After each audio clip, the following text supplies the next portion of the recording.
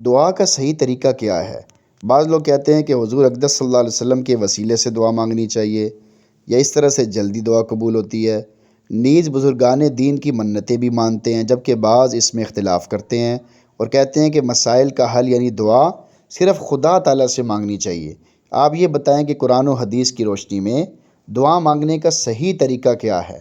دعا مانگنے کا صحیح طریقہ یہ ہے کہ پہلے اللہ تعالیٰ کی حمد و ثنا کرے، تعریف کرے، پھر رسول اللہ صلی اللہ علیہ وسلم پر درود شریف پڑھے، پھر اپنے لیے اور تمام مسلمان بھائیوں کے لیے مغفرت کی دعا کرے، پھر جو کچھ اللہ تعالیٰ سے مانگنا چاہتا ہے مانگے۔ سب سے بڑا وسیلہ تو اللہ تعالیٰ کی رحیمی کریمی کا واسطہ دینا ہے، اور حضور اقدس صلی اللہ علیہ وسلم اور بزرگان دین کے طفیل اللہ تعالیٰ سے مانگنا بھی جائز ہے۔